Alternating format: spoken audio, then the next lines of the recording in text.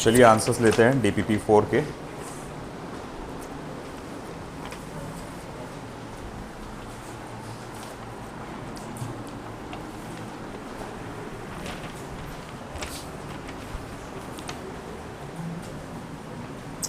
क्या है ये?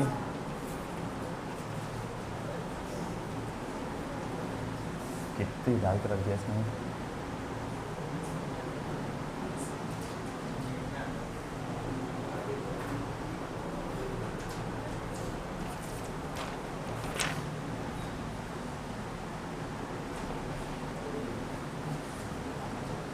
लॉज ऑफ मोशन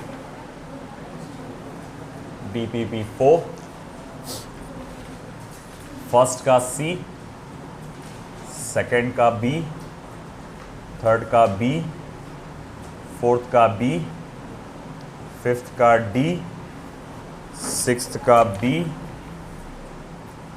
सेवेंथ का C, एट्थ का C, नाइन्थ का A, टेंथ का A, 11 का B, 12 का C, 13 का A, 14 का लास्ट और 15 का A। चलिए बताइए कौन कौन से डिस्कस करना चाहिए। 12, सॉरी, सेकंड, 10, 9, 5, 15, 14 तो आना चाहिए है ना क्वेश्चन में, मतलब पूछना चाहिए था। और कोई?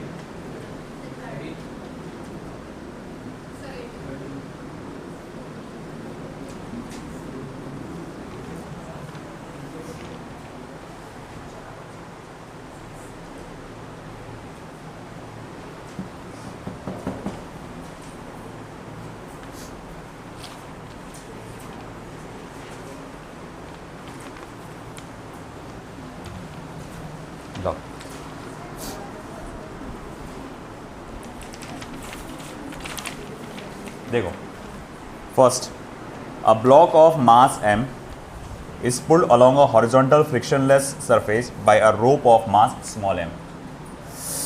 यार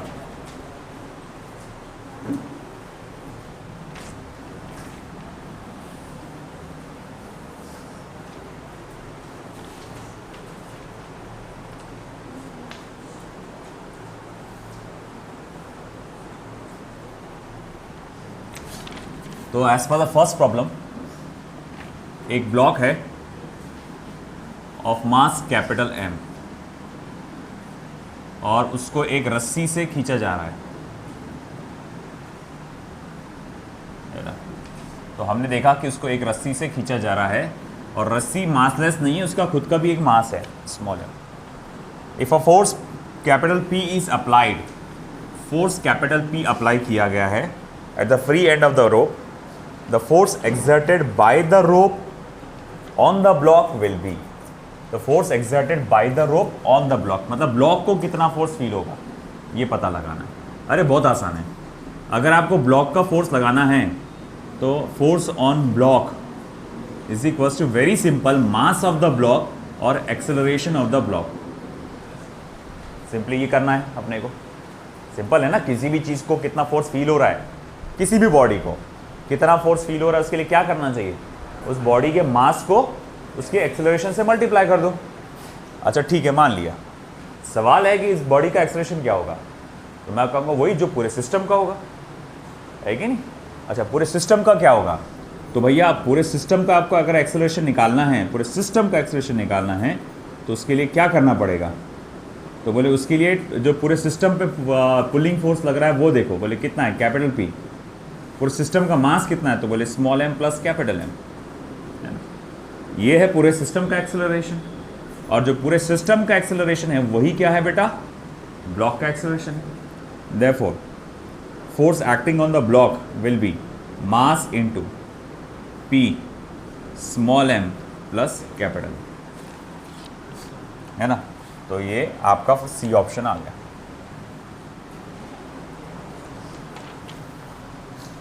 फिर आता है सेकंड वाला, a rope of length capital L is pulled by a constant force.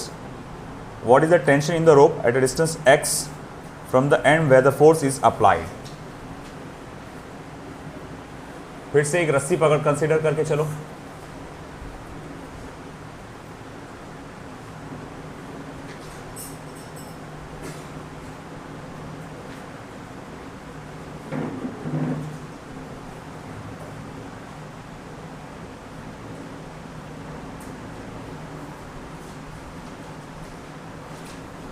देखो ये एक रस्सी है जिसकी कुल मिला के लंबाई कैपिटल एल है।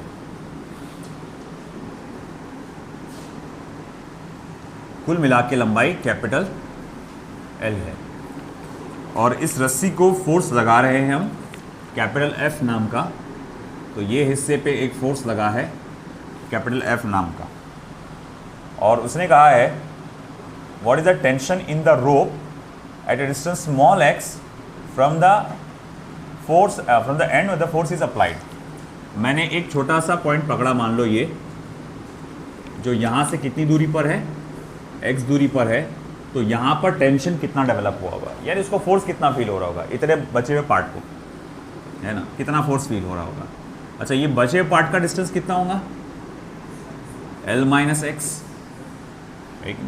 अब तुम थोड़ा सा इसको इमेजिन करो, थोड़ा फील लाओ। इमेजिन करो ये बहुत मोटी सी चेन है, बहुत क्या है, मोटी सी चेन है जिसको आप खींचते हुए लेकर जा रहे हैं। तो चेन का हर टुकड़ा हर पीछे वाले टुकड़े को क्या करता है, फोर्स लगाता है आगे खींचने के लिए, है कि नहीं। जैसे कि अगर मैं बोलूँगा ये वाले टुकड़े को ज़्यादा फोर्स नहीं लगाना पड़ेगा क्योंकि इसको छोटा सा पार्ट को खींचना है कि नहीं। अरे भैया वो जब मैं ऐसे चेन को मैं खींच रहा हूँ तो क्या होता है, चेन अपने हर टुकड़े को क्या करता है, फोर्स लगाता है इसको खींचने के लिए। तो चेन का ये टुकड़ा क्या कर रहा है, इसको फोर्स लगा रहा है खींचने के लिए, मगर कम फोर्स लगाएगा, क्यों, मास कम है। ये वाला टुकड़ा ज़्यादा फोर्स लगाएगा क्योंकि मास इसके पीछे जो है, जो खींच के ले जाना है वो कैसा है, ज़्यादा है। ये वाला टुकड़ा और ज़्यादा फोर्स लगाएगा, है ना, क्यों, क्योंकि इसके जो पीछे मास है जो वो कैसा है, ज़्यादा है। ये वाला टुकड़ा और ज़्यादा फोर्स लगाएगा, है कि नहीं, क्योंकि इसके पीछे का मास क्या है, और ज़्यादा है। तो अब यही पार्ट को कितना फोर्स फील हो रहा है, इमेजिन करो ये पूरा एक ब्लॉक है जैसे कि, और ये वाले ब्लॉक को इधर की तरफ कितना फोर्स फील हो रहा है, हमें वो कैलकुलेट करना है। इस वाले ब्लॉक को कितना फोर्स फील हो रहा है वो ब्लॉक कैलकुलेट करना है। चलो इसको जो फोर्स फील होगा मैं स्मॉल एफ से देता, पूरी चेन को जो फोर्स फील हो रहा था वो कैपिटल एफ, ये इधर के टुकड़े को जो फोर्स फील होगा वो स्मॉल एफ से दे रहा हूँ मैं। तो अब वो कैसे निकालूंगा मैं, वैसे तो निकालने के बहुत तरीके हैं। देखो एक तरीका तो क्या है, पूरी चेन पे कितना फोर्स लगा, तो बोले कैपिटल एफ फोर्स। तो मैं बोलूँगा अब ये पूरी चेन पे फोर्स कैपिटल एफ लगा तो उसके एक एक सेंटीमीटर के टुकड़े पे या एक एक मीटर के टुकड़े पे कितना फोर्स लगा होगा। तो मैं बोलूँगा देखो फोर्स पर unit length experienced by chain is equals to total F upon total L।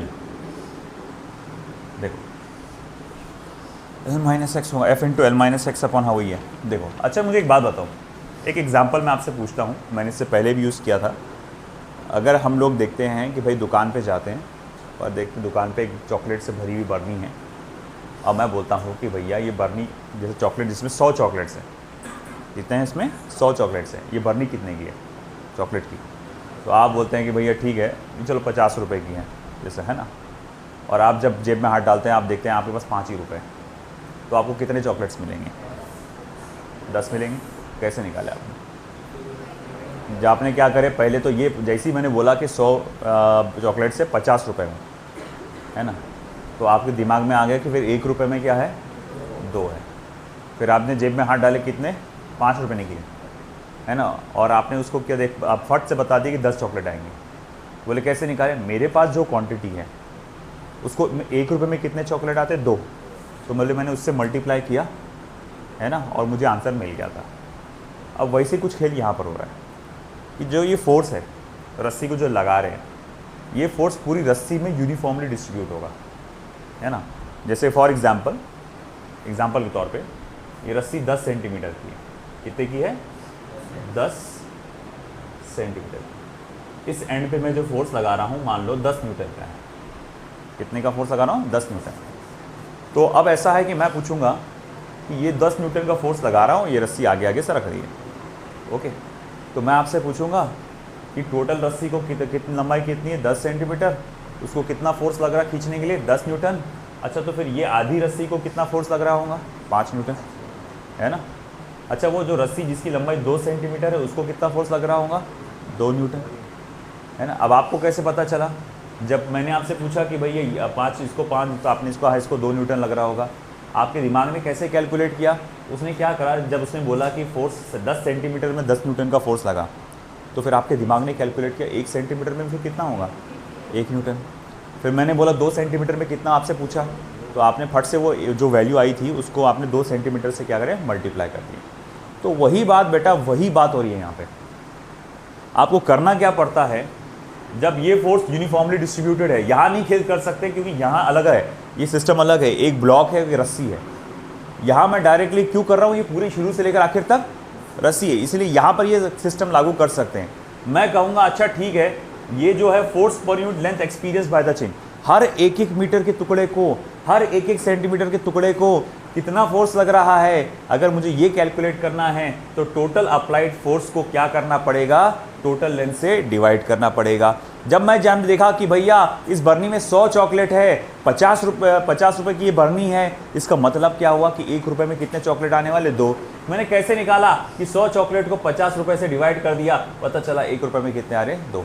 वैसे टोटल फोर्स को मैंने टोटल लेंथ से डिवाइड कर दिया, पता चल गया कि 1 मीटर की लंबाई में कितना फोर्स है? F/L। तो मैं बोलूँगा ठीक है, ये तो समझ में आ गया कि हर एक एक मीटर के टुकड़े को कितना फोर्स लग रहा है, मगर मुझे ये कैलकुलेट करना है कि इतने टुकड़े को कितना फोर्स लग रहा है। Therefore, the force experienced by L minus X length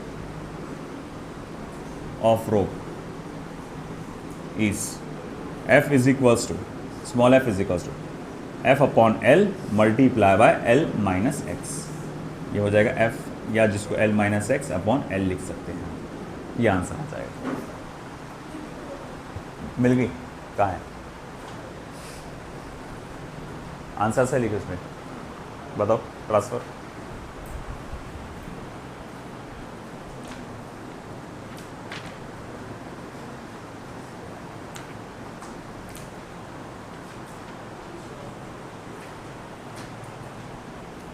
Amjad,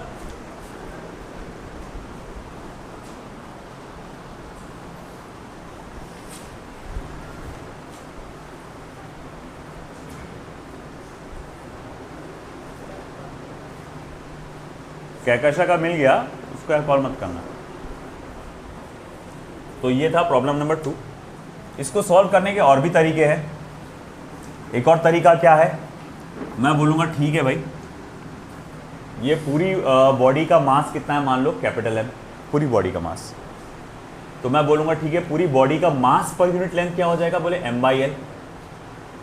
पूरी बॉडी का मास पर यूनिट लेंथ क्या हो जाएगा? M/L। तो मैं बोलूँगा इतने टुकड़े का मास कितना होगा? फिर आप कहेंगे M/L multiply by L minus X, है ना। अब इसको कितना फोर्स फील हो रहा होगा? आप कहेंगे मास इनटू एक्सेलरेशन, है ना, मास इनटू एक्सेलरेशन। अच्छा, फिर एक्सेलरेशन क्या होगा? ये तो होगा टोटल अप्लाइड फोर्स, सॉरी इसको स्मॉल f देने हैं ना अपने को, total applied force upon total mass of the system, ये एक्सेलरेशन हो जाएगा।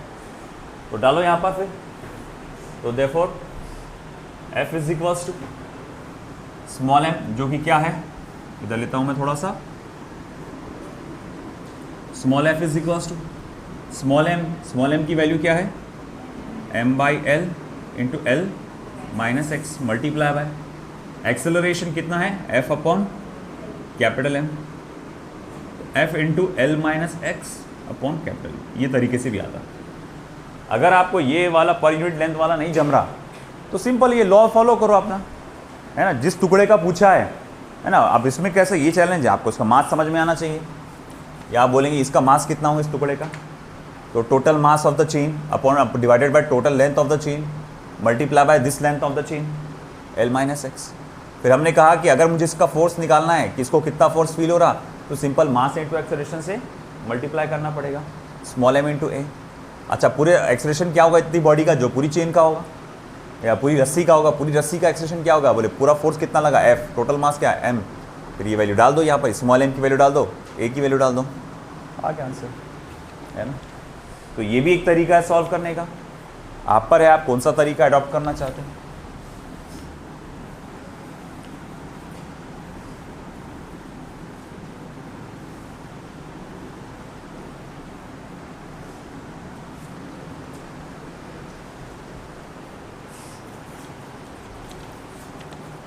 नेक्स्ट थर्ड वाला, 3 equal weights A, B and C, equal weights and each of mass 2 kilogram is hanging vertical on a string passing over a pulley, fixed frictionless pulley as shown in figure. The tension in the string, अरे ये तो बहुत आसान है, short trick अगर आपको याद हो तो 2 मिनट में निकल जाता। अच्छा, एक्सप्रेशन निकालना पड़ेगा ना पहले।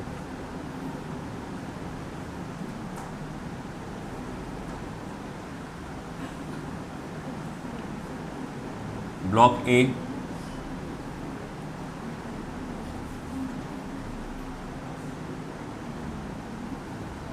Block B, block C. हर एक मास कितने का है, 2-2 किलो का है। अगर तुमसे पूछूंगा एक्सेलरेशन कितना है बॉडी का, तो आप बोलेंगे देखो भाई एक्सेलरेशन क्या आएगा, बोले ये पूरा सिस्टम वजन से नीचे जाएगा, क्योंकि देखो ये भी 2 किलो का, ये भी 2 किलो का और ये भी 2 किलो का, तो जाहिर बात है ये जो वजन है नीचे खींचेगा और ये इसको क्या करेगा, अपोज करेगा, है कि नहीं। तो ठीक है भाई, अब आगे क्या, तो फिर हम कहेंगे टोटल पुलिंग फोर्स कितना हो जाएगा, 4G minus 2G upon total mass of the system क्या हो जाएगा, 6, यानी 2G अपॉन 6 यानी कि 10/3 मीटर पर सेकेंड स्क्वायर। ये एक्सेलरेशन हो गया। अब रही बात ये रस्सी का टेंशन निकालना है मुझको, है ना, और ये नीचे जा रही है, तो बोले क्या आएगा, T equals to mg minus a, यानी कि 2G minus a, 2 10 minus 10/3 20 minus 30 minus, ये हो जाएगा 2 मल्टीप्लाई बाय 20/3 40/3। अब 40/3 को डिवाइड कर डालो तो आ जाएगा तुम्हारा आंसर, वो 13.33 आता होगा, है ना, वो आ जाता आंसर। अच्छा, तीसरा, हाँ बराबर तीसरा तो है। फिफ्थ वाला,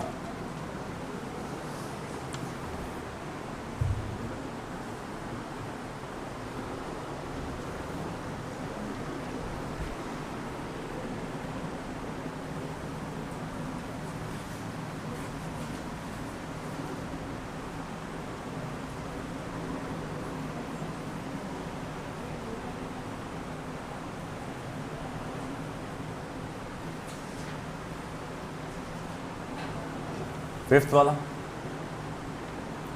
2 masses 2 kilogram and 3 kilogram attached at the end of a string passing over a pulley fixed at the top end।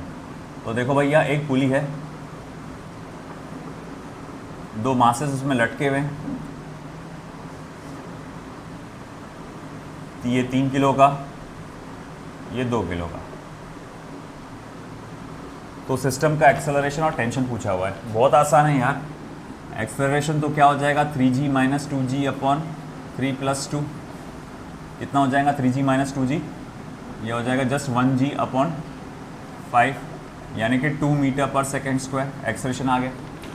और मैंने टेंशन निकालने का डायरेक्ट फॉर्मूला भी बताया था, T equals to m1 m2 into G upon m1 plus m2, 2 into 2 into 3 into 10 upon 5, 5 1 ज़ा 5 2 ज़ा 4 3 ज़ा 12, 12 2 ज़ा 24। इतना आंसर आसान बेटा, इतना आसान।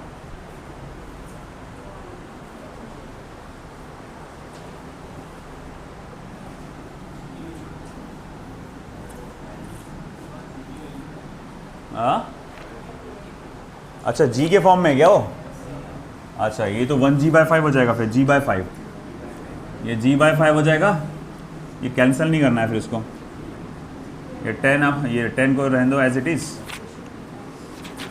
जी upon 5, 2 4 3 12, 12g/5।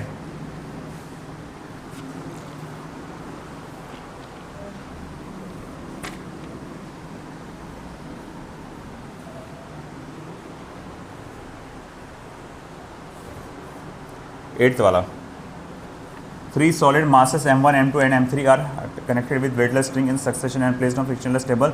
If the mass m3 is dragged by force T, the tension in the string m2 and m3 is। आसान है ये भी, ये शॉर्ट ट्रिक फॉर्मूला है जो मैंने आपको बताया था, उसी के बारे में पूछा गया है। 3 मासेस है,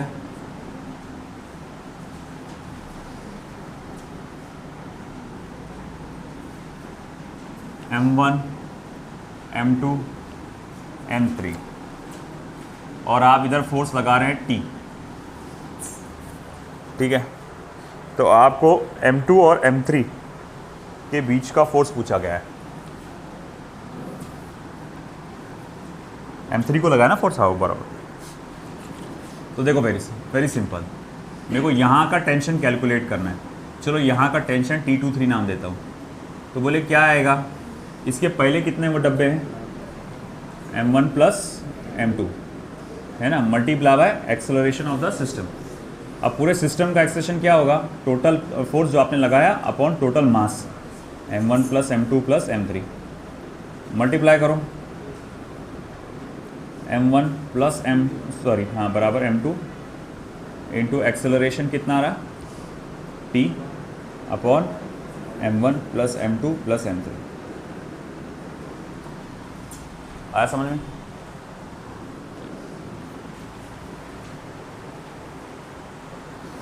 अब आगे हो गया 5वां।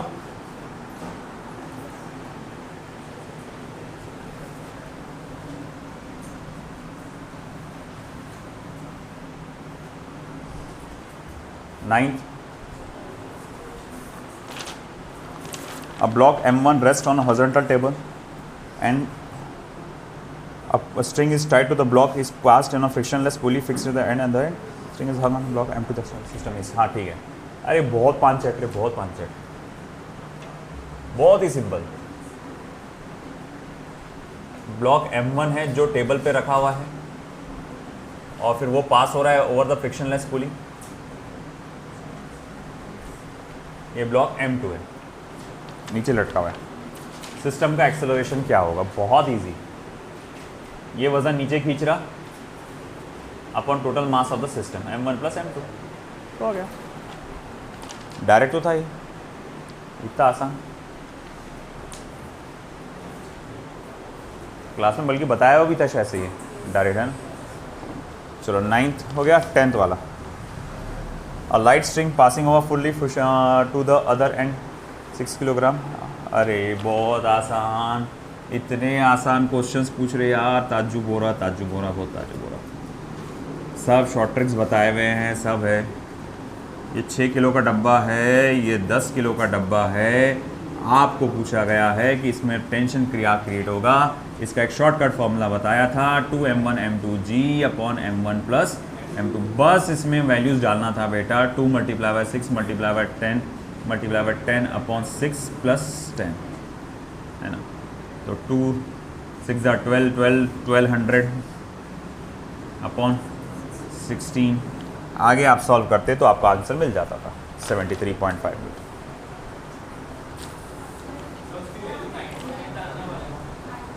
हाँ तो अप्रॉक्स में आएगा ना वो।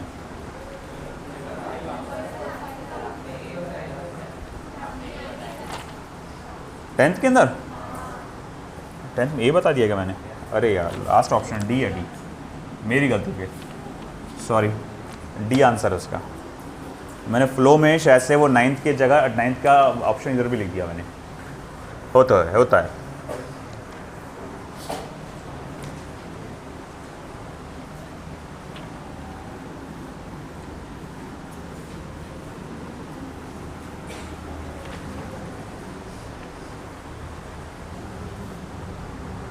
नेक्स्ट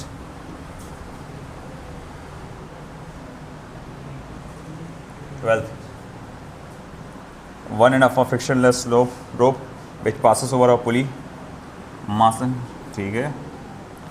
तो कोई डायग्राम ऐसा दिया हुआ है, फिर पहले डायग्राम बना लेता हूँ, फिर उसके बाद एक्सप्लेन करते हैं इसे।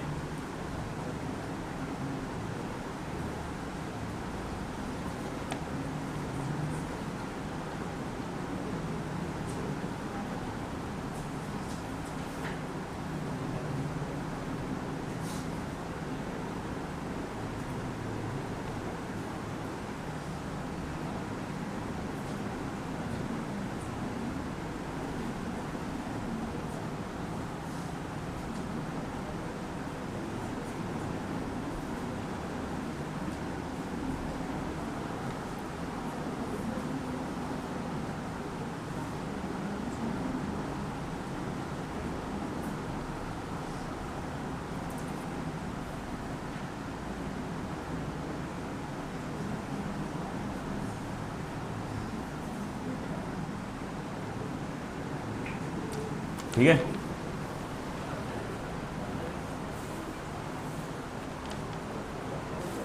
बंदर ही है ना वो?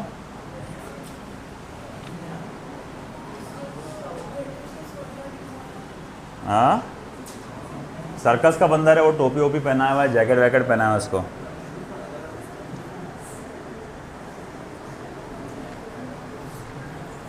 ठीक है, देखो अब इधर ध्यान दो, ये बॉडी कहाँ जा रही है? नीचे। बंदर कहाँ जा रहा? नीचे, विथ एन एक्सेलरेशन स्मॉल ए। अब होगा क्या कि जितना ज़्यादा एक्सेलरेशन से वो नीचे जाएगा ना, उतना ज़्यादा रस्सी में टेंशन क्रिएट हो जाएगा। तो एक हद तक वो बर्दाश्त कर सकता है ना। तो देखो, जब भी कोई ब्लॉक नीचे जाता है, याद करो, जब बॉडी नीचे जाती है, टेंशन का शॉर्टकट फॉर्मूला क्या बताया था मैंने? mg-a, है ना। तो भैया अब ये है कि ठीक है, आपसे पूछा है कि आपका जो बंदर है ज़्यादा से ज़्यादा कितना टेंशन बर्दाश्त कर सकता है।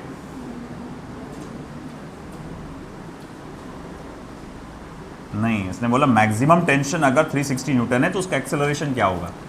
तो आपको टेंशन दिया है 360 न्यूटन, बंदर का मास कितना दिया हुआ है आपको? 60 किलोग्राम्स, 10 - a। देखो कितना हो रहा,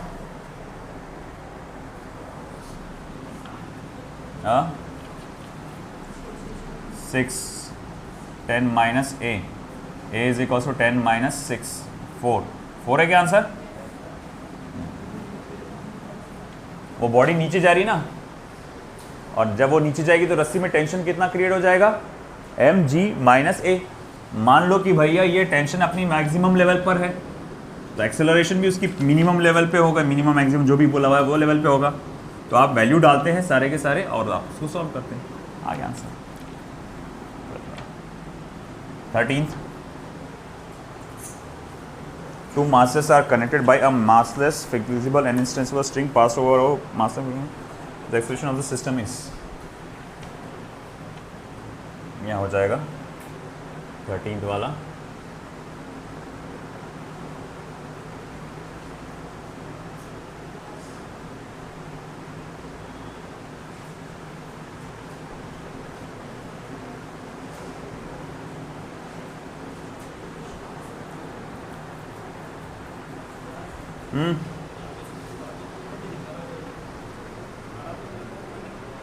दो मिनट रुक जाओ, हो गया बस मेरा।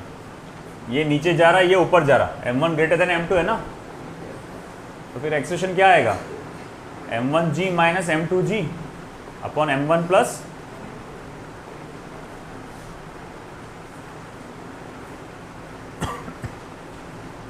जी को कॉमन निकालो।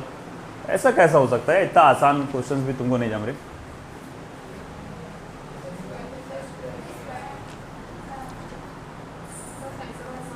मैंने 13 का फिर से गलत आंसर बता दिया क्या? एक minute, acceleration of the acceleration of, अरे centre of mass, centre of mass का एक्सेलरेशन पूछा उसने। हाँ, और ये असल में मैंने पुली का निकाला, ठीक है ना। अब ये सेंटर ऑफ मास का कंसेप्ट अभी हुआ ही नहीं आपका, वो ये आपको आने वाला है system of particles and rotational motion में, तो आपको सब्र रखना पड़ेगा। ये प्रॉब्लम मैं उधर कवर कर दूंगा। है ना, क्योंकि उसके रूल्स बताए बगैर आपको नहीं जमेगा। हाँ बोलो, क्या बोल रहे थे? वो बताओ कहाँ करा उसने? चलो हो ही गया, वैसे भी सबको बुला ही रहा हूँ मैं अंदर। नहीं ये नहीं किया हुआ। हाँ कहाँ है, कहाँ है? ये थेरी है, ये सब नोट्स है ये। बताओ बोलो खोल के कहाँ पर है वो?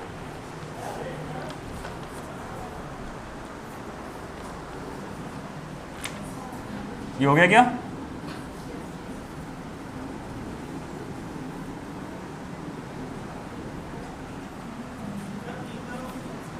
अभी किया क्या?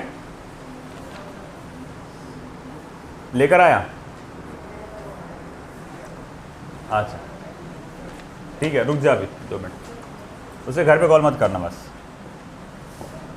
हाँ अमजद, उन सब लोग का हो गया क्या? लिस्ट होगी, कॉल हो गया, भेज दो अंदर। दरवाजा खोल दो।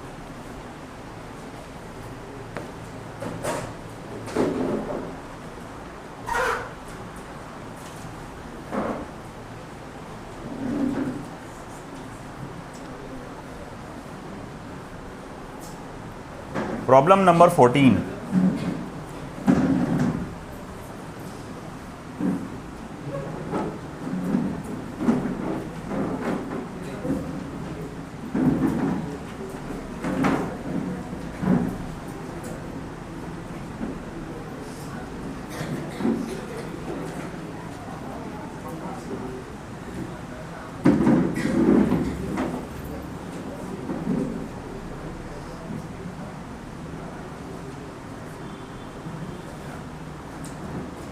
जो सबसे लास्ट में है उसका दरवाज़ा बंद करो। कौन आया सबसे लास्ट में?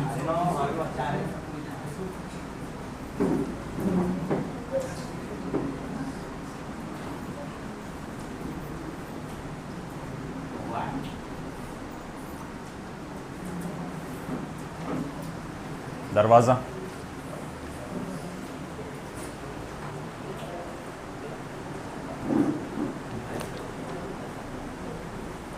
लगा दे, बोल। कोई नहीं है ना? तो ये वो प्रॉब्लम है जो मैंने कल बताया था कि रहेगा राज। तो चलो आ गया ये सामने। तो देखो ये है एक ब्लॉक जिसका मास है कैपिटल M, और यहां से ये रस्सियां गई हुई है इस तरह से, और ये रस्सियां इस तरह से नीचे खींची जा रही है कि इसकी इस डायरेक्शन में वेलोसिटी कितनी आती है, u। तो ये ब्लॉक का वेलोसिटी ऊपर के डायरेक्शन में क्या होगा उसने आपसे पूछा है। मान लो ये एंगल थीटा ऐसा कुछ बनता है। अगर आप उसको कंपोनेंट्स में बांट कर सॉल्व करने का सोच रहे हो तो नहीं जमेगा। बोले कैसे करेंगे फिर? देखो ये क्या है, मान लो यहां से यहां तक का डिस्टेंस क्या है, x, और ये मान लो डिस्टेंस कितना है, y, और ये जो है लेंथ ऑफ द स्ट्रिंग है तो इसको मान लो L। ये है L। अब होगा क्या, देखो गौर से। मैं ये बात जानता हूं कि भैया पाइथागोरस थ्योरम अगर लगाया जाए तो ये ट्रायंगल बन रहा है, x square plus y square is equals to L square. अच्छा एक बात बता मुझे, जैसे जैसे मैं इस रस्सी को नीचे खींचूंगा ये ब्लॉक ऊपर जाएगा, x y l इनमें से किस किस की वैल्यू बदलेगी और किस की वैल्यू कांस्टेंट रहेगी? बताओ सोच के। y की बदलेगी, l भी बदलेगा, और x क्या रहेगा, कांस्टेंट रहेगा, है ना। तो y भी बदलेगा, l भी बदलेगा, x कांस्टेंट रहेगा, और कांस्टेंट चीज का डेरिवेटिव क्या होता है, 0। चलो इसे डिफरेंशिएट करते हैं with respect to t। Differentiate with respect to t, तो ये हो जाएगा twice x dx upon dt plus twice y dy upon dt is equals to twice l dl upon dt। कुछ समझा क्या हुआ यहाँ पे? X raise to power n का derivative with respect to x क्या होता है? n into x raise to power n minus 1। x का पावर 2 रहा तो डेरिवेटिव क्या होता है?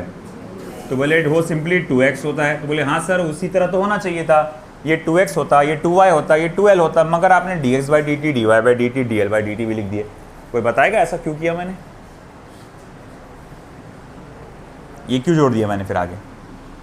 एक्स स्क्वायर का ट्वाइस एक्स होता तो वाई स्क्वायर का ट्वाइस वाई, एल स्क्वायर का ट्वाइस एल होना चाहिए था, मगर d x by d t भी लिख दिया, d y by d t भी लिख दिया, d l by d t भी लिख दिया। क्यों? सॉरी, बोलो बोलो बोलो। अरे try try try try never cry. क्यों हुआ ऐसा?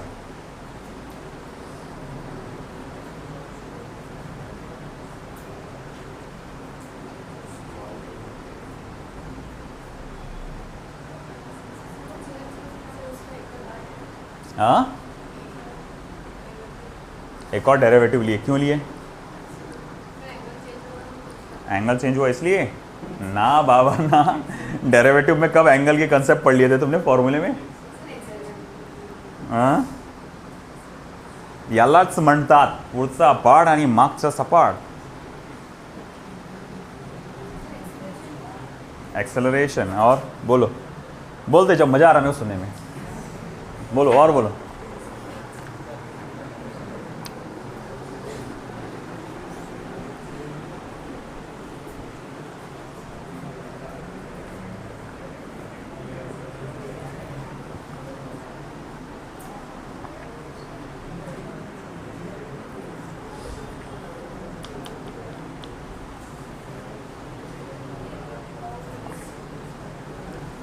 बोलिए।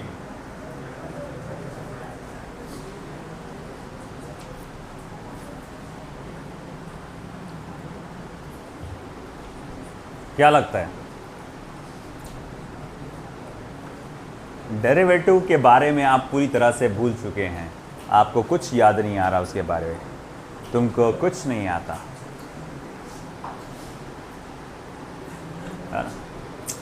उसको बड़ी फिक्र हो रही है, खुद की भी हो रही, सबकी भी हो रही। अरे भाई ये क्या है? x है ना फंक्शन, और डिफरेंशिएट क्या किया मैंने विद रिस्पेक्ट टू x। ये यहाँ पर भी हुआ था, असल में ये चीज़ यहाँ हो चुका था, ये आइटम जो है यहाँ पर भी हुआ था, मगर ये दोनों एक दूसरे को बाद में कैंसिल कर देते, 1 हो जाते, तो कोई काम की बात नहीं थी, अपन लिखते नहीं थे। वो याद है ग्रेटर फंक्शन वाला, फिर से डेरिवेटिव करते है ना? तो वैसे ही रूल यहाँ पर है, ये x का भी डिफरेंशिएशन हुआ था यहाँ पे, फिर से हुआ था, मगर वो कैंसिल होकर 1 हो जाता, इसीलिए उसको इंक्लूड नहीं करते। ये पॉइंट समझा? अब मामला यहाँ क्या है, इस सिचुएशन में क्या है यहाँ पे कि यहाँ पर आप डिफरेंशिएट कर रहे हैं विद रिस्पेक्ट टू t। ये फंक्शन काय का है? x का है, और डिफरेंशिएट कर रहे हैं आप विद रिस्पेक्ट टू t। अगर किसी और उससे फंक्शन से डिफरेंशिएट करते हैं, जैसे मान लो कि आप एक्स स्क्वायर ले रहे हैं और उसको डिफरेंशिएट कर रहे हैं विद रिस्पेक्ट टू y, किससे डिफरेंशिएट कर रहे हैं? With respect to y। तो पहले तो रूल लगाओ, पावर नीचे आएगा, मगर बाद में आपको ऐसा लिखना पड़ता है dx अपॉन dy। ये बाद में आपको ऐसा लिखना पड़ता है dx अपॉन dy। तो ये क्या है? X square y square l square, और मैं डिफरेंशिएट क्या किसके रिस्पेक्ट में कर रहा? t के रिस्पेक्ट में। तो ये आएगा twice x dx upon dt, ये आएगा twice y dy by d T, ये आएगा twice l dl by d T. समझा क्या बात? हाँ, समझ रही की बात को, है ना? क्यों? क्योंकि यहां पर देखो x का पावर n और डिफरेंशिएट भी आप x से कर रहे थे। यहां दोनों जगह क्या हुआ था? फंक्शन भी x में था, फंक्शन भी x में था, और डिफरेंशिएट भी आप x से ही कर रहे थे, विद रिस्पेक्ट टू x ही कर रहे थे। इसीलिए वहां पर बाद में ऐसे लिखने की जरूरत पड़ी नहीं थी, क्योंकि अगर लिखते भी तो कोई फायदा नहीं था, वो 1 होने वाला था। dx देखो ना यहाँ पर, n into x raise to power n minus 1 dx upon dx, वही हुआ ना, वो कैंसिल हो गया। अब यहाँ पर क्या हुआ? Twice x dx upon dt करना पड़ा, क्योंकि t से डिफरेंशिएट किया आपने। अब ये कैंसिल होता क्या? नहीं, इसलिए अटक के रह गया वहाँ पर वो। तो याद रखना हमेशा कि अगर कोई फंक्शन अलग फॉर्म में दिया हुआ है, एक्स में, वाई में, जेड में, और आप कोई और फॉर्म में इसको डिफ्रेंशिएट कर रहे हैं, तो पहले तो रूल लगा लो चुपचाप, है ना। रूल लगाने के बाद आपको फिर से वो वैल्यू लिखना पड़ेगी। जैसे कि यहाँ एक्स स्क्वायर का 2x हो गया, मगर फिर से क्या लिखना पड़ा, dx upon dt। Y square का रूल के हिसाब से ट्वाइस y हो गया, उसका क्या लिखना पड़ा, dy by dt। L square का ट्वाइस l हो गया, dl बाई dt। जैसे इवन आप अगर कह दो कि ये देखो साइन x, और मैं उसे डिफ्रेंशिएट कर रहा हूँ विद रिस्पेक्ट टू t, तो क्या होगा, तो बोले ये हो जाएगा cos x into D x upon D T, है ना। हाँ, अगर ये x होता तो फिर ये लिखता नहीं, क्या लिखता, सिर्फ cos x, है ना। अगर आप कहते रूट x, अगर मैं इसे सिर्फ x से डिफ्रेंशिएट करता तो 1/2 रूट x, मगर इसको t से डिफ्रेंशिएट करता तो 1/2 root x dx upon dt। समझा क्या, है ना। सिर्फ x से डिफ्रेंशिएट करता तो आपको 1/2 रूट x लिखकर काम खत्म, मगर ये अलग वेरिएबल है, ये अलग वेरिएबल है, इसीलिए मुझे आगे तक करना पड़ा। आई बात समझ में।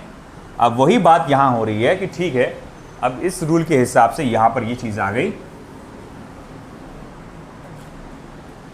तो अब मैं फिर से पूछूंगा यहां कौन सी चीज कांस्टेंट है, तो आप कहेंगे L कांस्टेंट है, हाँ या ना।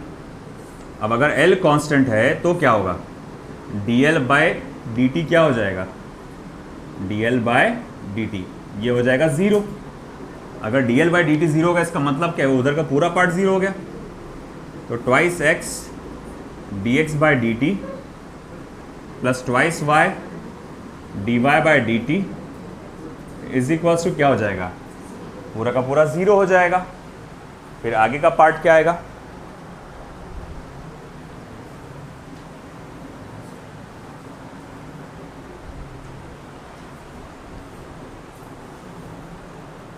हाँ ठीक है, dl बाई dt। देखो अब मैं आगे इसको ऐसा लिख सकता हूं, देयरफॉर, ओ यार मैंने गलती कर डाला, x कांस्टेंट है, ओहो x कांस्टेंट है, तो x कांस्टेंट है, इसका मतलब क्या, dx अपॉन dt क्या हो जाएगा, 0 हो जाएगा। फिर उसके बाद अगर ये वाला पार्ट 0 हो गया तो बचा क्या, twice y dy by dt plus twice is equals to twice l dl by dt। अब ये 2 और 2 हो जाएगा कैंसिल, तो फिर मैं लिखूंगा therefore y dy by dt is equals to l dl by dt। अच्छा एक बात बताओ मुझे, dl बाई dt को मैं क्या लिख सकता हूं, dl बाई dt को मैं क्या लिख सकता हूं, dl क्या हुआ, rate of change of length with respect to time, यानी किसका rate of change of length, यानी ये लंबाई कितनी तेजी से बदल रही है ना। अब मुझे एक बात बता, ये पार्टिकल्स को इमेजिन कर, यहां पर ये पार्टिकल्स को इमेजिन कर जो एकदम इक्वल डिस्टेंस पे है इस रस्सी में, जो एकदम इक्वल डिस्टेंस पे है रस्सी पे। मैंने इस रस्सी को नीचे खींचा, मैंने इस रस्सी को नीचे खींचा 10 मीटर प्रति सेकंड की रफ्तार से, 10 मीटर पर सेकंड की स्पीड से मैंने क्या करा, इस रस्सी को नीचे खींचा। आई बात समझ में, मतलब ये पार्टिकल 10 मीटर पर सेकंड की स्पीड से नीचे आएंगे, हाँ या ना।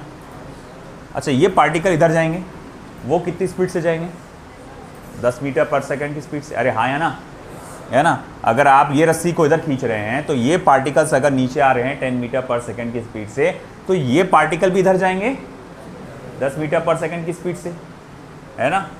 अब मैं बोलता हूँ नंबर हटाओ, अब जहाँ जो अल्फ़ाबेट बोला वो बोलो। ये पार्टिकल नीचे आ रहे हैं कितनी स्पीड से, u की स्पीड से, तो कैपिटल U है, तो ये पार्टिकल भी कहाँ जाएंगे, ऊपर, कितनी स्पीड से, कैपिटल U की स्पीड से, हाँ या ना, है ना। अच्छा ये पार्टिकल किसको सिग्निफाई करते हैं, अगर ये सभी पार्टिकल एक साथ जमा कर दूँ तो ये क्या इंडिकेट करते हैं, लेंथ l। अच्छा ये स्पीड किसकी थी, तो बोले ये पार्टिकल्स की थी u, अरे भाई ये जो u स्पीड थी वो कौन से पार्टिकल्स की थी? ये सभी पार्टिकल्स की थी ना। तो मैं बोलूँगा ये u जो स्पीड है इन पार्टिकल्स की भी है। इन सभी पार्टिकल्स को एक साथ जमा कर देंगे तो वो क्या बन जाएगा?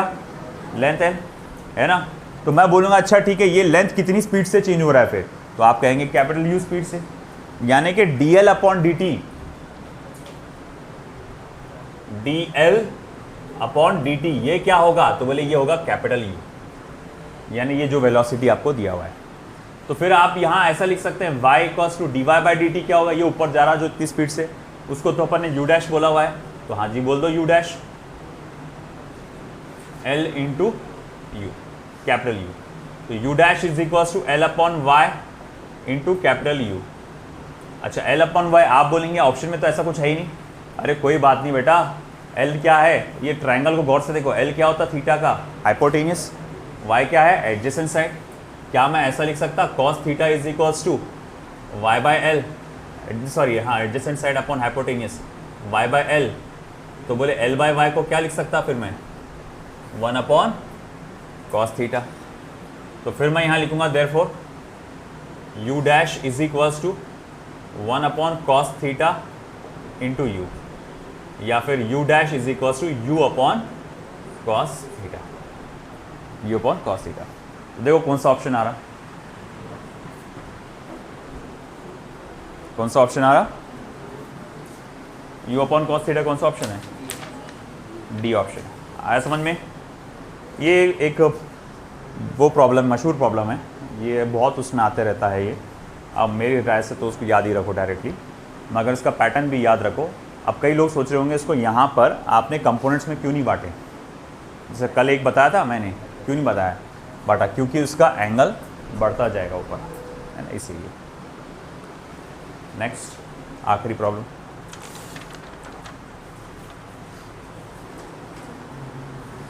कहाँ का टेंशन पूछा हुआ है? अरे ये तो आसान है।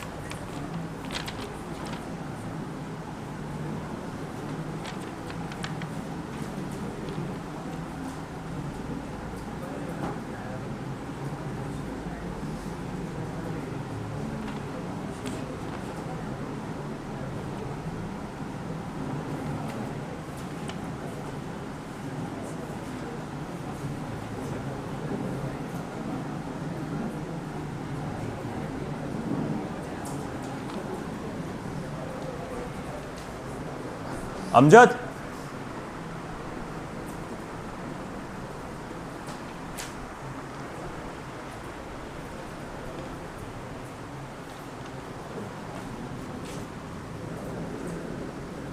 ये टेंशन कितना आएगा? इसके नीचे के डब्बे कितने हैं?